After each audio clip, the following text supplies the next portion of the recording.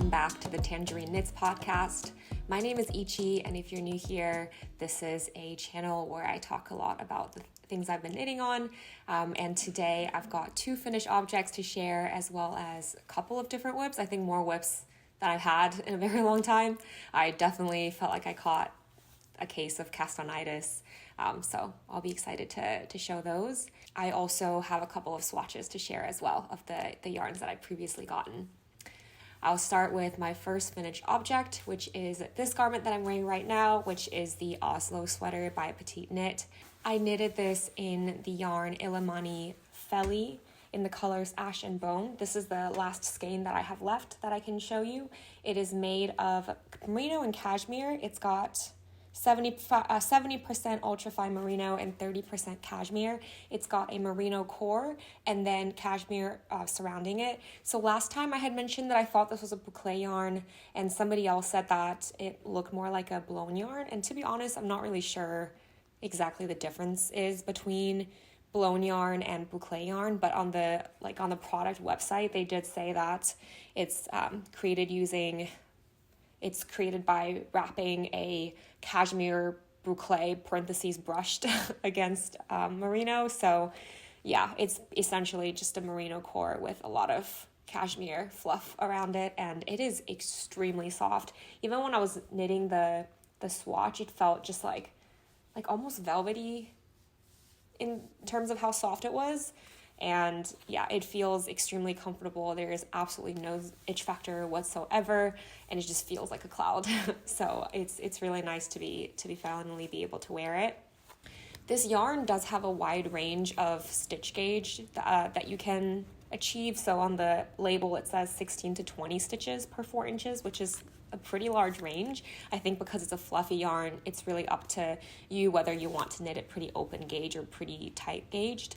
So I tried maybe 4 different needle sizes and ended up going with a 3.5 millimeter needle, and the gauge I got was about 20 stitches per 10 centimeters or 4 inches, which I think is a decently tight gauge, but not stiff or anything at all. And the pattern itself called for a 21 stitch gauge, so I sized down 1 size to get the measurements that I want, and I think the fit overall is pretty nice.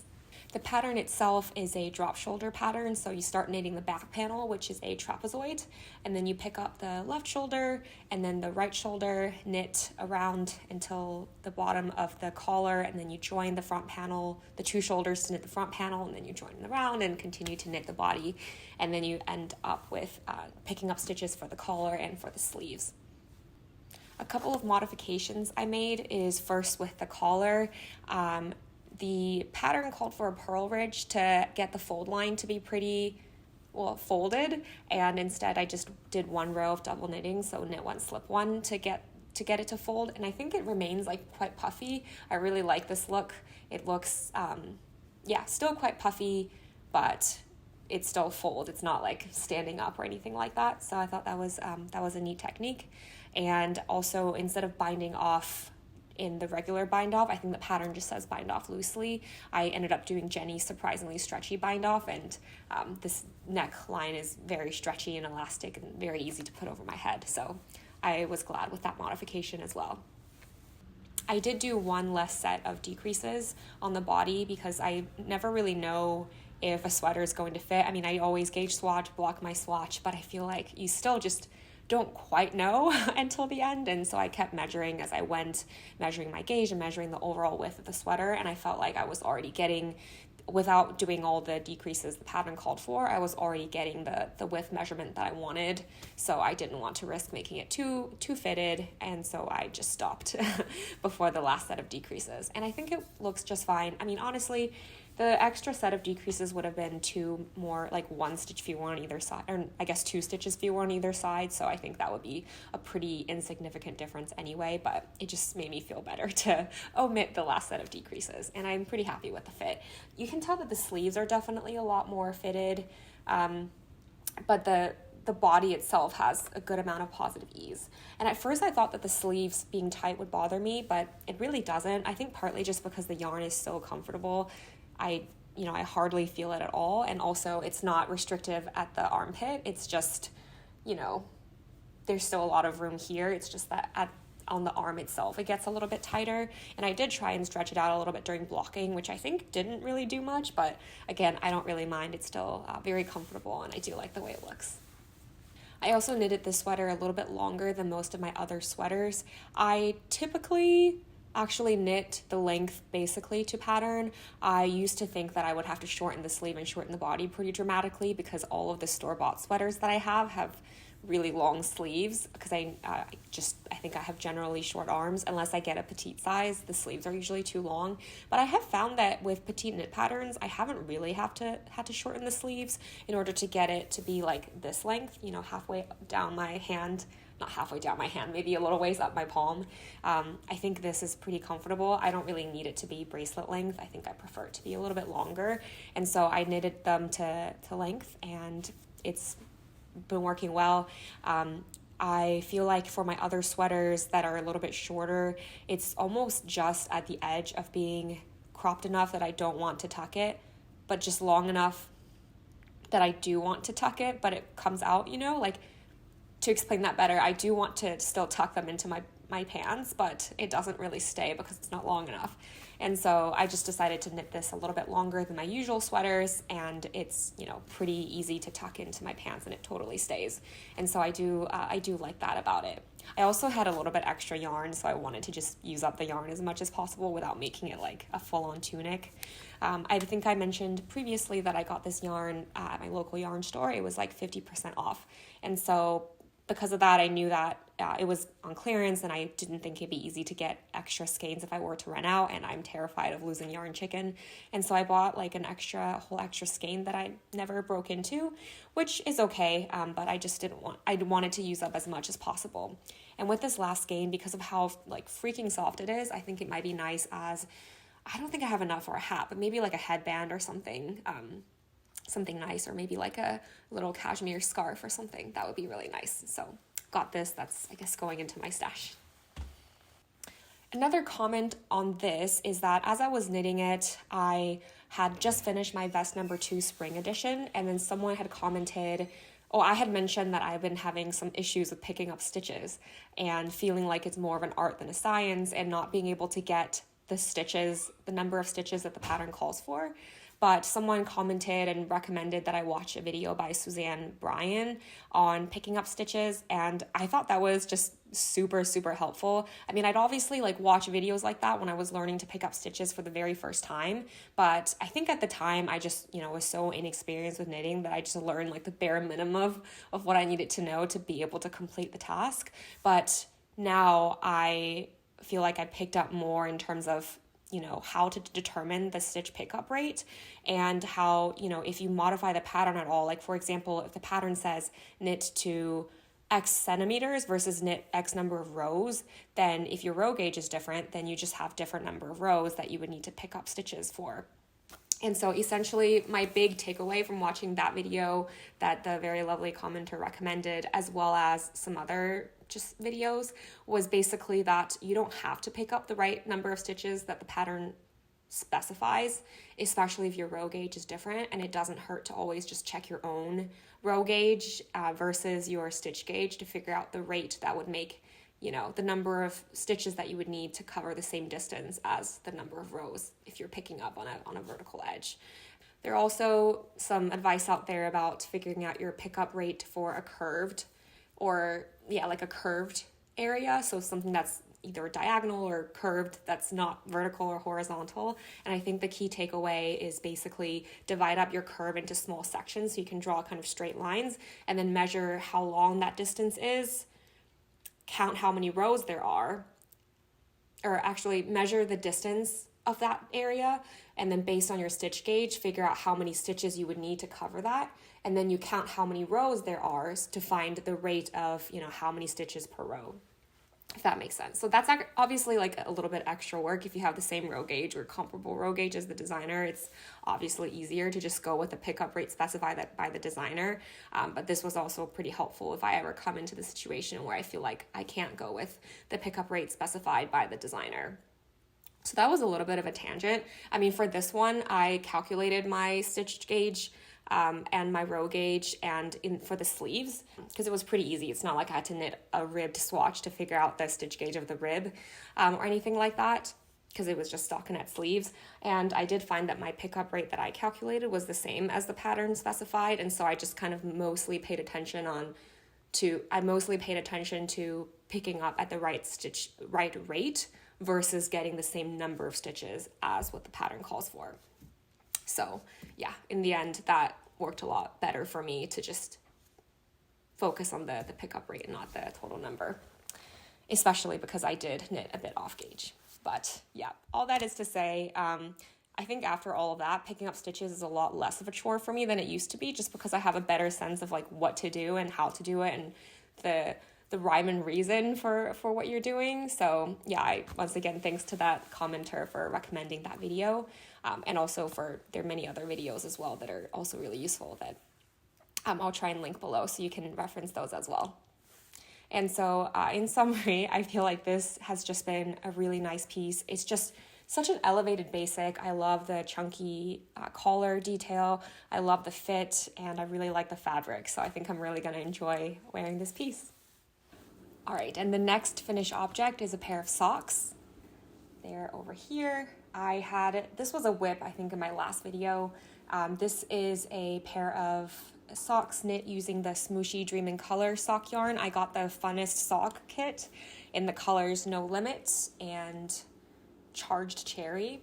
So this yarn looked quite different in the skein than it is wound up. I think last time I called this a self-striping yarn, but someone in the comments let me know that this is actually just variegated. I think based on my brief research, the variegated yarns are more like, or I guess self-striping yarns have a more, I guess, long repeat, so they get stripes, like multiple row stripes as opposed to like single row stripes. I think, I have to admit, I'm not a huge expert on the differences between self-striping yarn and variegated yarn, but although it does come off as like pretty regular stripes, they're single rows, so I think this is technically still a variegated yarn. But yeah, I think variegated yarns maybe tend to look quite different in the skein than it is wound up or knit up, because when I had gotten it, the different sections of the hank had, this gray. There was a lot of sections with this beautiful pink that has like all these speckles in it all in one section. And I feel like I was really drawn to all of the speckling pink and red colors, but knitted up, when the pink is just kind of restricted to one single row, you don't really get to see the beautiful speckling that I did in the hank, so that was a bit of a surprise. Overall, the color is still really nice, and I especially like the color of the contrast, the Charged Cherry, but I think that, as my first time using a yarn like this, it was just a little bit like more gray than I kind of expected, which is totally fine. It's still like a very soft and smooshy, squishy type of fabric, and it's very comfortable to wear, so I do enjoy this yarn.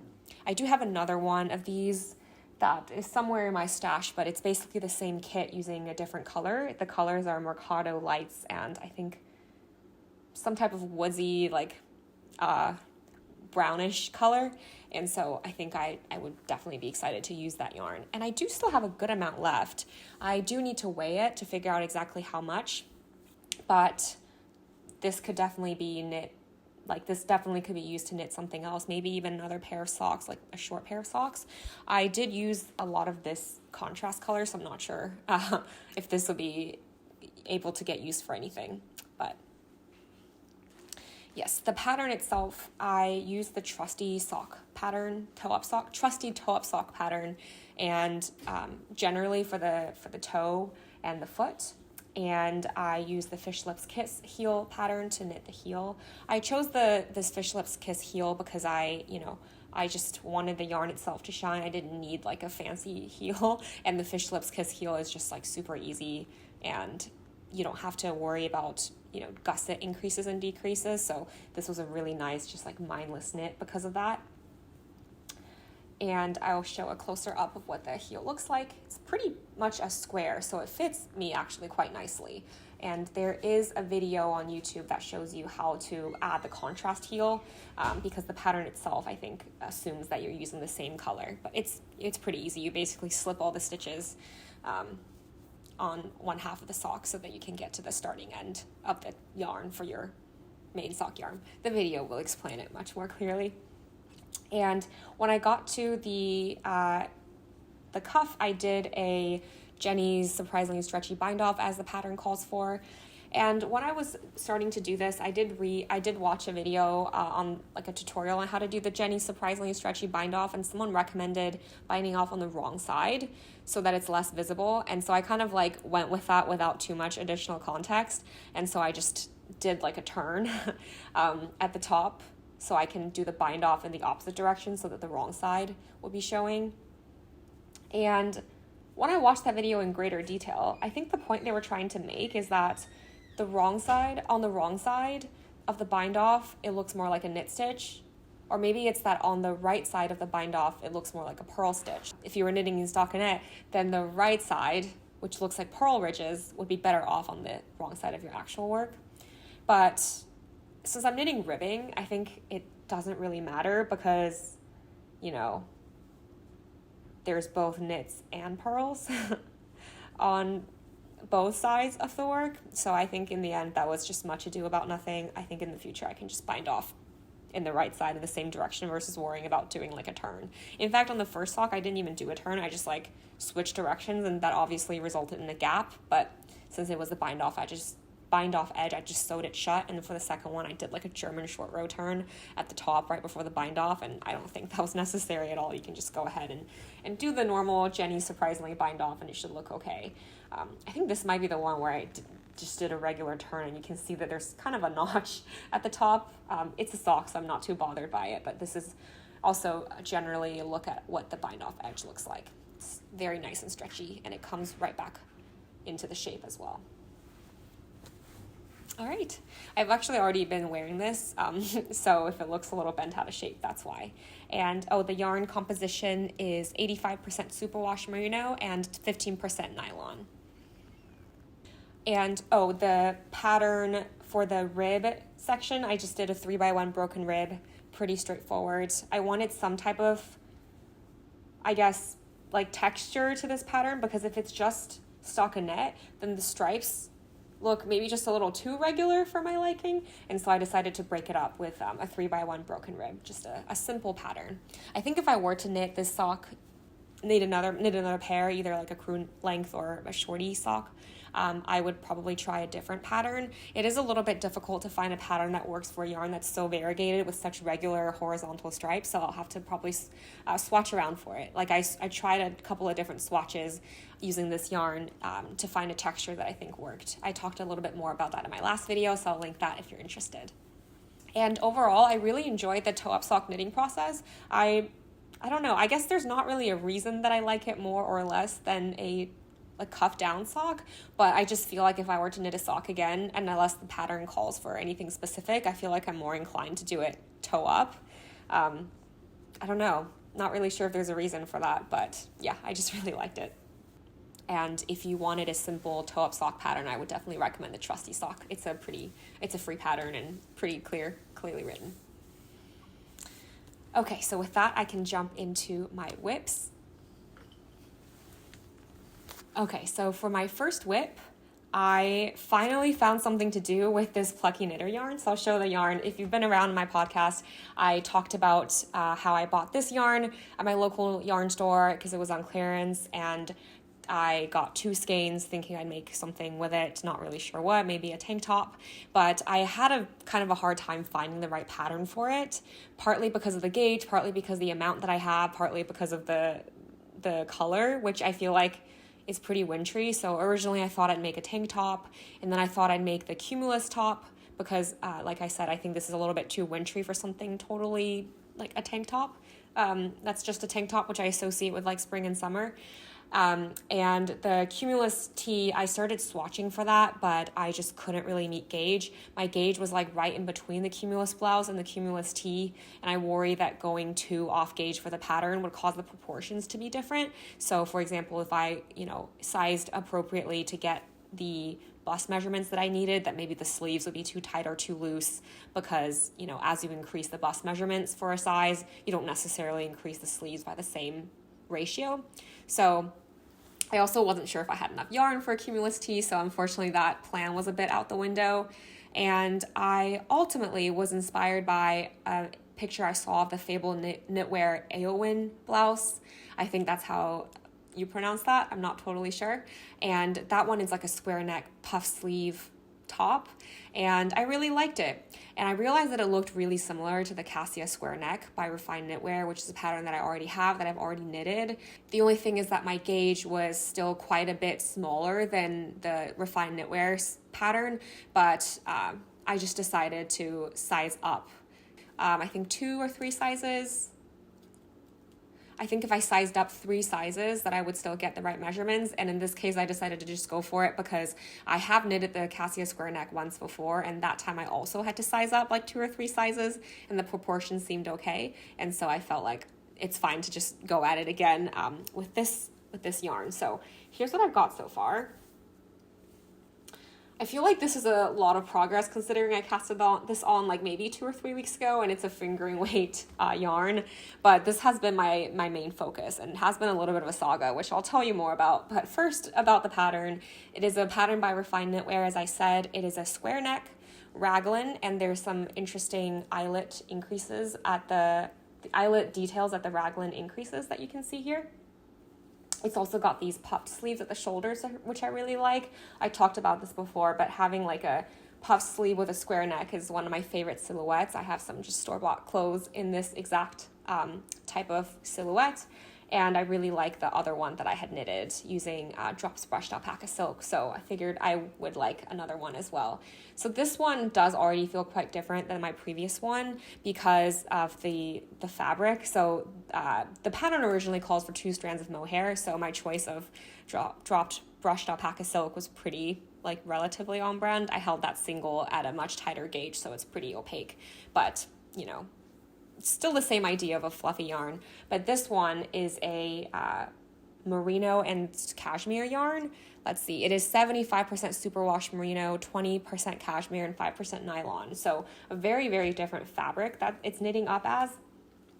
And I like it a lot, partly because the stitch definition is so much better. Like in my other sample, I call it a sample, but it's not really a sample because it's not my pattern, it's just a garment.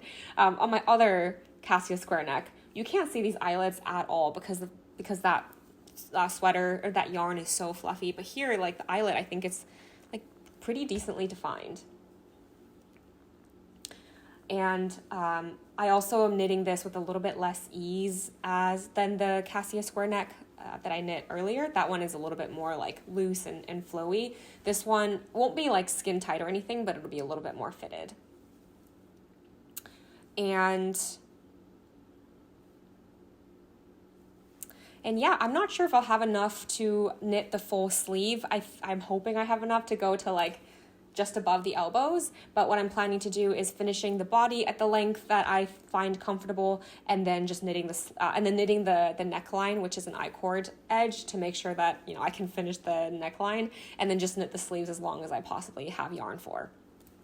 So I tried this on once earlier, and I really like the fit. I will say that the variegation is a little bit more, I guess, variegated than I was initially expecting. So again, as you can tell, I'm pretty new to like hand-dyed types of yarns with variations in the color.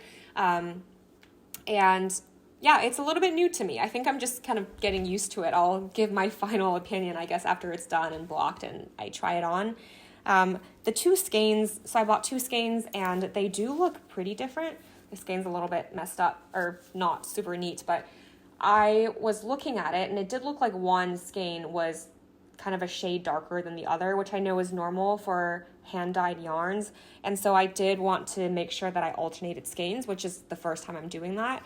And that was part of the reason I had a little bit of a struggle to get started here, because I tried a couple of different methods, and I think ultimately when I figured out how to do helical knitting, especially in the round, it's really, really straightforward. But I think I just confused myself with what techniques to use, and it was mix and matching techniques. So long story short, the piece starts out knitting flat before you get to the neckline, the bottom of the neckline. So while knitting flat, I was thinking that I wanted to, switch yarns, not at the edge, but somewhere in the middle, because I thought like, oh, well, if I start at the edge, which is over here, the switch would happen near the front of the fabric, and if it's not invisible, then I don't want the like a seam or something like that to happen in the front of my work. And so I figured I just like switch yarn somewhere in the back.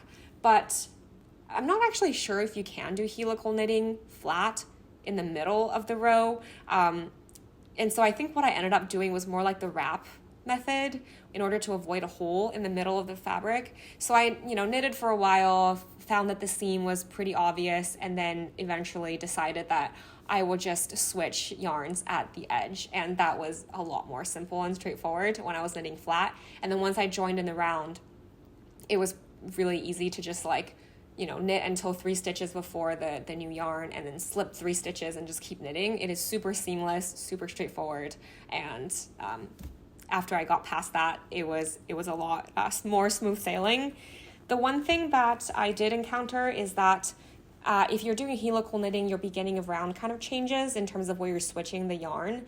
And so when I got to, so at first my beginning of round was like, let's say somewhere here, where I cast it on for the neckline, and so the raglan stitches as well before it. But as I continued knitting, at one point the beginning of round, like when I was doing helical knitting, I had to slip the stitches that made up the raglan. So basically I skipped doing the raglan increase at that point, so because I had to slip those stitches. And so because of that, I felt like my beginning of round shifted all the way over here. So if I'm doing an increase round on the raglans, I had to start with this raglan as opposed to this one, which is normally what I was doing, this one on this side. So that confused me for a little bit, because I was like, trying to still start the increase on this side, but this one was like missing a set of increases because of the helical knitting. And so eventually I figured that out and just frogged back to the part where I'm supposed to start doing increases starting with this raglan as opposed to this one. And then after that, I didn't really cause any issues either. I'm not sure if it does cause a little bit of an issue or like a little bit of a mismatch due to the helical knitting, but if it is, I haven't been able to notice it, so it's been all right. But just a heads up that if you're beginning of round shifts, if you're doing helical knitting, to just, bear that in mind and don't get confused like I did, I guess. And then the other thing that gave me a little bit of a hard time is just when I was working on the yoke. So none of the techniques by themselves are complicated. Essentially, you're, doing raglan increases, and then you're doing increases for the puff sleeves, and then you're doing decreases again to get back to a regular sleeve. And, just increases and decreases, right? But there's just a lot to keep track of on any given row, and you have stitch markers to mark them. And I just made the mistake basically of doing that not like my full attention. I felt like I could get away with just doing that while watching TV, but then it's, I'm half paying attention and it's pretty dark and it's a dark colored yarn. So I made mistakes like, oh, I'm supposed to be doing a raglan increase, but I thought it was a sleeve stitch marker. So I ended up making decreases of the raglan increase. And then, especially when I was doing that weird helical knitting thing, or it's not even helical knitting, whatever method I tried to do for alternating skeins, it made it pretty difficult to fix mistakes by just like, like dropping stitches and re-knitting them back up. So there's nothing like technique wise that I can share in terms of advice. It's more like, when there's sometimes you just got to pay attention fully to your knitting. And if I had done that, I think I could have avoided some of the frustration I had while knitting the yoke. Just like give yourself some light. Just pay attention to the part that requires attention. And when I got to the body, it was just stuck in the round, and that was just super simple. I just knit. I think I knitted like 8 centimeters in just one day on like a fingering weight yarn. So the progress sped up a lot after I got to the body, as it does. Yeah, so overall, the pattern does, tell you everything you need to know to knit this, and I must admit I was really happy when I finished the yoke and I could just continue on the body. I am enjoying knitting this more than I thought I would. I think it's because the fabric is so bouncy and elastic and just like nice to knit. I'm knitting this on pretty tiny needles. It's a 2.75 millimeter needle, so it's pretty small, and I thought that it would feel like such a chore, but it really doesn't. It feels pretty nice. And so I am excited to finish knitting it. Oops, I dropped some stitches while I was waving this around, so let me pop this back on the needle before something more catastrophic happens.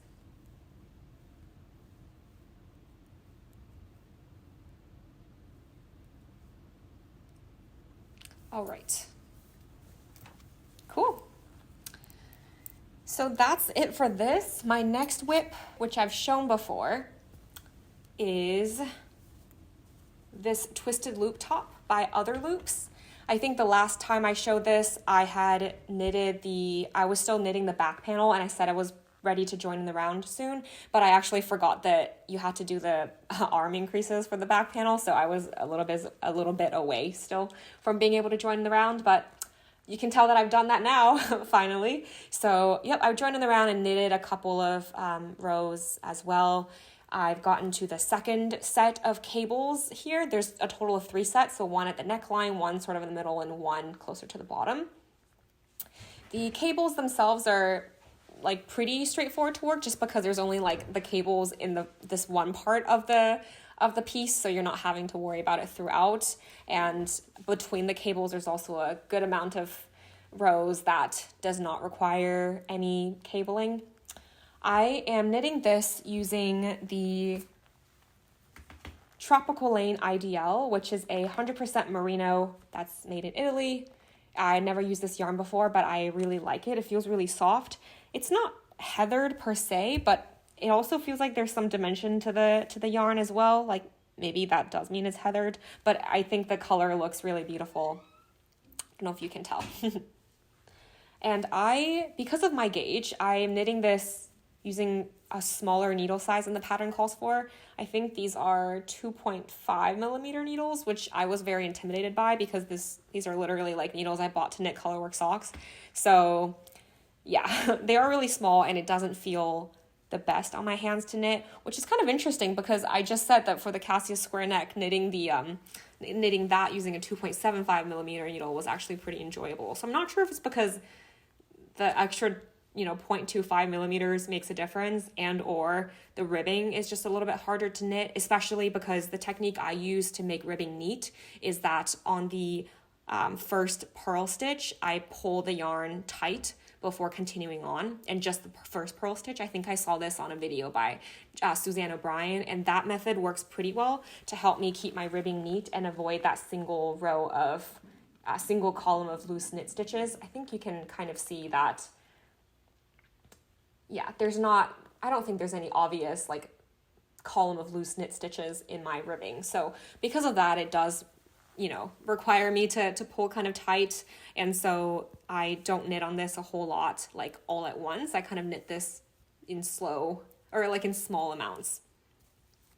Also, as I said, the needles that I'm using are the needles I bought to knit colorwork socks, and I knit socks in Magic Loop, and I have the 40 centimeter ones because I like having a little bit of room. So because of that, the 40 centimeter, or is it 40 inches or centimeter? Maybe it's 40 inch. I think it's 40 inch actually. Because of that, it's a little bit too long to be able to knit this just like straightforward in the round. So I am having to knit this top in Magic Loop, which I feel like is a little bit ridiculous, and it's not, my favorite thing to be doing, but I also don't really want to buy another needle just for this, so I think I'm just going to power through. It's not, the biggest deal because there's so many freaking stitches on this that it's not so frequently that I have to switch needles to get to the other side and, do all that. When I mentioned this last time, many of you have also commented that you're either working on it or have worked on it before, which is really cool, but everyone's kind of assessment is that this is a lot of knitting, it's so many rows, and yeah, that's definitely the case, but as I said, I think I'm just not in a huge rush here. I'm just taking it pretty slow and knitting a couple of rows every now and then, and I think I made a good amount of progress this last time. There's obviously still quite a ways to go to finish the body, but yep, just chugging along, and I'll give updates on that as I have them. And as of right now, I'm not totally sure how I'm going to wear it. There's been a lot more talk recently in other podcasts like Knits for Mandy, for example, talked about how wool camisoles are not the most useful for the summer because summer's here in the mid-Atlantic area. It's just so dang hot. But I'm hoping that as a spring layering piece, this could work. So yeah, we'll see when I finish it and then what season I actually get to wear this in. Okay, so that was already 2 garments that are whips. And I know normally I always say that I like to have just one large project on my needles at once so that I, don't get overwhelmed. But I have yet another one that I casted on. And I think that's what I meant when I said that I have caught a little bit of castonitis. And I know that's a relative term. I think a lot of people have regularly 3 or more garments on the needles at once. It's just not what I typically do. So anyway, my last whip is this sweater. It's knit using the Filcolana Peruvian Highland wool, and this is also something that I've shown as a swatch earlier in my podcast. And I had gotten this yarn during the holidays, and I wanted to knit just a crew neck sweatshirt type of sweater, and originally I wanted to knit the sweater number 23, which is a pretty classic looking, drop shoulder crew neck sweater. But when I was thinking about knitting that pattern, I just really, really wanted to try a saddle shoulder construction, which I'd never done before. And I was looking for crew neck or classic looking sweatshirty type of sweater patterns that have a saddle shoulder. And I realized that the terrazzo neck or the terrazzo sweater is actually saddle shoulder. And I know that one has a big turtleneck. That's kind of the hallmark of that pattern. But I figured that I can just knit that not as a turtleneck, knit it to a certain length and fold it down as a crew neck folded collar. But I really got it just because I was looking for a saddle shoulder type of pattern. And so I started it. This is, again, using the Filcolana Peruvian Highland wool in the color Fisherman Blue. And I've joined in the round and I'm knitting in the body. The saddle shoulder construction was pretty fun. So in the beginning, you're casting on and making increases to make these shoulder panels on either side. You can see that's on one side, and the other is symmetrical. It looks pretty much the same. And I thought that was really fun because whenever you're shaping a panel like that, you don't really know how it's going to look until you look back at the end and see the panel that has formed. As you're knitting, it just you're doing one stitch at a time, one row at a time, so you can't see the big picture. So I just really enjoyed that process. And then after the shaping of the saddle shoulder, it's basically just a raglan. And that part was a lot more familiar. It was a little bit less fun, but, not too bad. Still got through it. One modification I made was add some increased detailing to the collar, similarly to what the Oslo sweater does over here, as you can see. So there's this little detail here. And this also is on the sweater number 23. And I think a lot of my favorite things in knitwear is patterns. And so because I had just knit this one, I knew what to do to make the same detail here.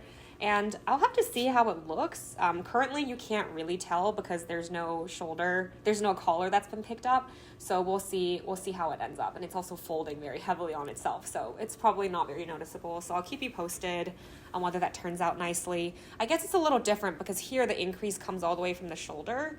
But for the saddle shoulder, I think it's only going to be this little section that has the increased detail. So I don't know if it'll look weird. I'll own it. It was a chance I took. Oh, and the pattern has you put just one stitch marker to mark the raglan increases. But I was just getting a little bit confused as to whether to do the increase before or after the stitch marker, so I just added 2 stitch markers, one before and one after the raglan stitch, and that made it a lot easier for me, so that's something I did differently than the pattern, but the end result should be the same.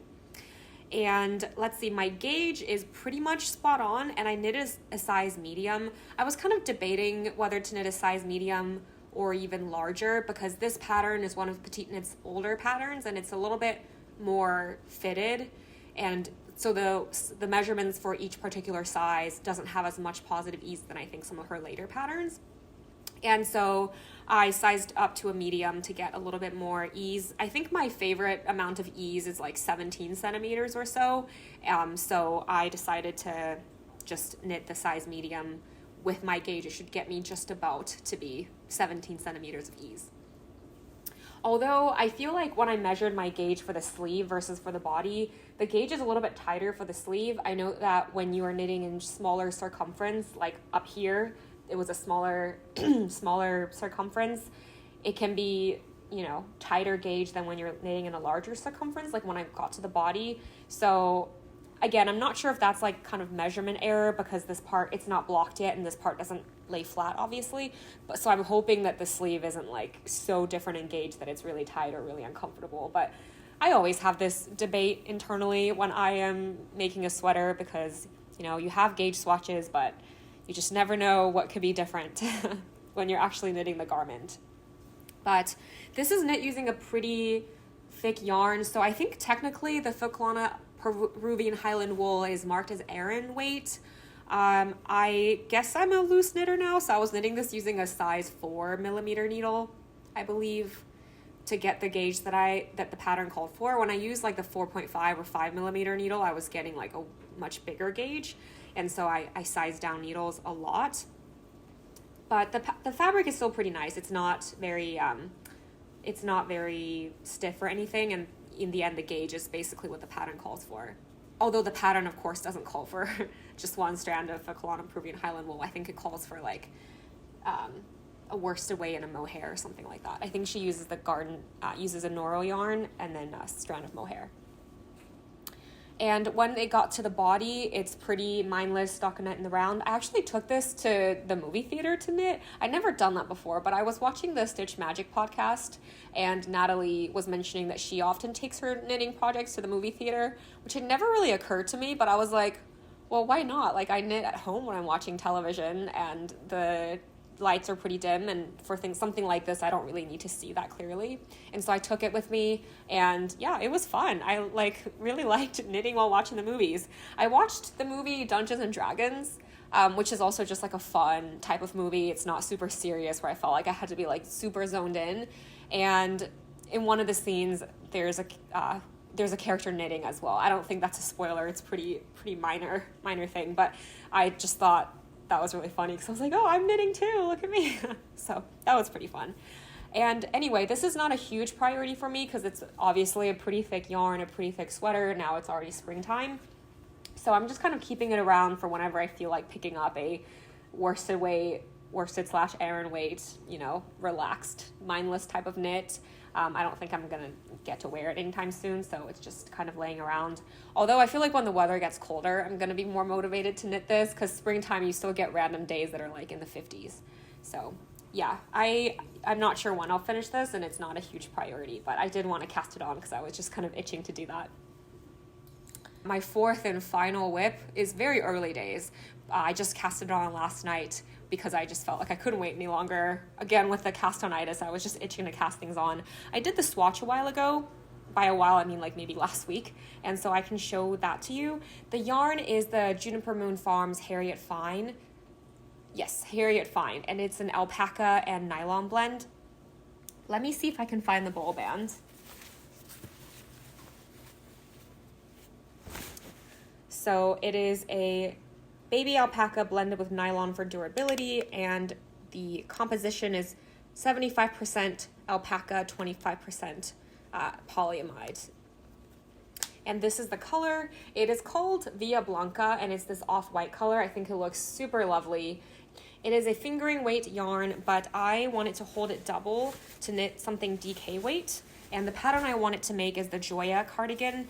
I had mentioned this in my last video when I talked about this yarn as an acquisition, but I didn't put the spelling on, and I think some folks couldn't find it in Ravelry. So I've linked it in the description box there and in this video, so you can go ahead and check it out.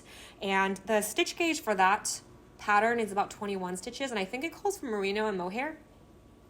And I tried two different needle sizes for this. One is I think the pattern calls for 4mm needles, and I think at the time my 4mm needles were on my Terrazzo sweater, and I didn't feel like taking it off to do the swatch. So I did a 3.75mm needle, thinking was close enough to 4, and I did the size up, which is 4.5mm needle, 4.5 millimeters, and then I knitted up a swatch in both sizes and then blocked it to see what it would look like.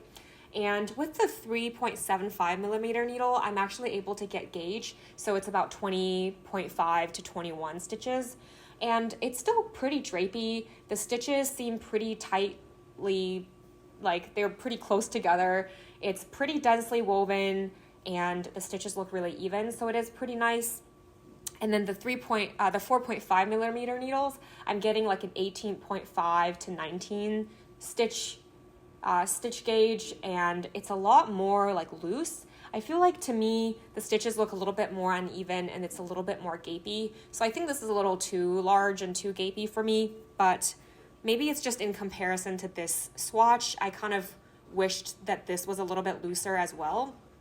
So I think ultimately what I'm going to do is just use the 4 millimeter needle and knit a size down. So I don't think I'm going to bother to swatch with a 4 millimeter needle again. I'm going to assume it's somewhere in between. And I think, you know, given the range of stitches that it could be, if I knit a size down, the positive ease should be still in the right range as recommended by the pattern. The pattern recommends between a 4 centimeter to 10 centimeter positive ease, and I'm hoping to get closer to 10, but I think it would work out okay if I just use something similar to this, but maybe a little bit larger gauge and just size down one size. So yeah, the yarn itself feels pretty soft. I think last time folks were wondering how it's going to knit up, and the swatch feels really nice. It is like very smooth, and there's definitely a halo, which looks pretty nice. It's not as much as mohair, but looks pretty nice to me. And I think even this one is like still quite drapey. Someone did say in the comments that they recommended I hold it with a wool because alpaca tends not to have very much structure. And I thought that was a really good point, and I strongly considered holding it double with a wool. The reason I decided not to in the end was because I was looking at this cardigan from the brand Saison. It's the Gaspard cardigan, which is like an alpaca, mohair, and nylon blend cardigan that's very drapey that I really like the look of. And I noticed that in that one, it's alpaca, mohair, and nylon, and there's no wool, and the resulting like very flowy, unstructured look, I actually think it's pretty nice, and it would fit the Gioia cardigan as well.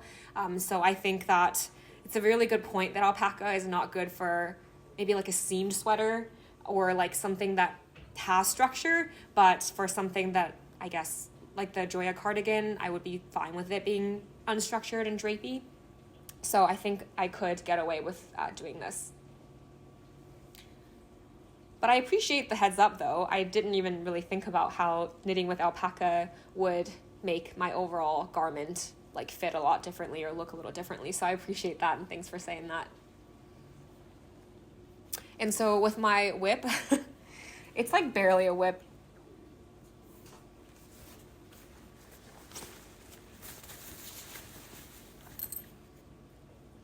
Yeah, wow, this is like really nothing to show at all. I think I literally just casted it on and haven't even had a chance to knit a single row because this yarn, I don't know if you can tell the little fuzz flying around. It's a little bit like sheddy, and I think both me and my partner are a little bit sensitive like to breathing in fibers. Like we'll end up coughing a lot, and I don't want to make my partner feel uncomfortable just sitting around if I'm knitting something that is as sheddy as this one. So I'm definitely going to like vacuum the area after I finish waving it around in front of the camera. So I'm kind of limited in like when I would be able to knit this. I think if he's out of the house or if it's nice out, I would just go sit on our balcony to knit. But yeah, this isn't something I can just knit like anywhere, which it's okay. I just hope that after it's knit up, it's not going to cause any like respiratory issues, that I wouldn't be able to like, that I would still be able to wear it around him and not cause him to have like respiratory distress. So yes, that's it. I guess the one interesting thing about the construction so far is that it calls for a cabled cast on, which I've never done before. I read online that it's pretty unstretchy, but has a pretty nice edge. So that's likely why designers call for it. And yeah, I will see how it looks after I knit at least one row or a couple of rows to see what the edge looks like. But yeah, it wasn't too hard a technique. Took a little bit longer than your typical cast on, but not too bad. So yeah, this is just a piece that I'm really excited to have. I think knitting the lace sections would be interesting, and I just would really love a cardigan that's shaped like that. That's really flowy. So yeah, I'll keep you updated on that. All right, and lastly, I have a swatch to show. So I had mentioned in my 2023 knitting plans video that I wanted to knit the Cami number 6 and shorts number 1 set from My Favorite Things Knitwear. I really wanted like a nice elevated lounge set to wear at home, and I really like the look of that set. It's also knit using 2 strands of yarn held together at a worsted stitch gauge, and so I thought that, you know, it wouldn't take a super long time to knit, which would be nice for something that I just intend to wear as a lounge set. And so I did a swatch. I actually bought the exact same yarn that the pattern called for, which I almost never do. Not only like the yarn brand, but also the color. So the pattern called for knitting for olive soft silk, knitting for olive pure silk in the color cardamom, and knitting for olive merino in the color nut brown. And each of these colors individually I think is quite nice. So for example, like this is the cardamom, which I feel like I describe as a grayish, like maybe a little bit taupe-ish color, and the nut brown is this medium to light brown color, and I think each of these look fine on my skin tone. And so I held these together to do the swatch, and this has already been blocked. I will say the fabric itself feels really nice, but the color is just, I think, a little bit off for me. So it looked really nice on the product sample images, and I just think that maybe on me, it's a little bit too close to my skin tone. I've been kind of, you know, holding it up every now and then to see how I feel about it, but I'm not crazy about it. Maybe I'll review the footage and see if I change my mind or anything. I know it's a little bit hard to tell what a color is going to look like when it's this tiny little swatch as opposed to something that's like draped over you. So I guess I could potentially still change my mind, but I just wish that this was like a little bit darker and a little bit less close to my skin tone. And also because I just really like these colors individually against my skin like quite a bit more. And so I feel like, you know, if I like these colors more individually, maybe I should just knit something with these yarns individually. And if I wanted to knit the Cami number 6 and shorts number 1 set again, I could just get another set of yarns, like choose a different color, maybe in the same yarn combination to knit that. The fabric itself, I do think it's quite nice. I was a little bit concerned that a worsted weight would feel really thick and heavy, but it really doesn't. It's still quite drapey, and it doesn't feel very thick. The feel of the yarn is still relatively dry, but not as dry as like the silk held by itself, I think. I think having a marled look could be cool, but again, something about these colors together aren't really doing it for me at this time. So yeah, we'll have to see. I think for one of the patterns in the set, maybe the shorts, she had an olive color. So I think there's an olive color pure silk and an olive colored merino. So maybe I'll do that combination and knit an olive lounge set. That could be really, not necessarily lounge set. I'm sure you can wear it out too. But an olive set might look a little bit more up my alley. But yeah, I have 5 balls of each of these yarns, so I'm sure I can still have enough to make a summer shirt or a tank top or something like that with either of these. So I think, yeah, I'm most likely going to repurpose these and to knit something else individually. But I would still definitely consider using this yarn combination again in the future, just maybe not in this specific color combination. All right, and I think that's finally it for today. Like I said, I've never had this many whips on my needles that are large garments all at once. Typically, I like to just have a couple of things, like one large garment, maybe like 1 or 2 little things going on so I don't get overwhelmed.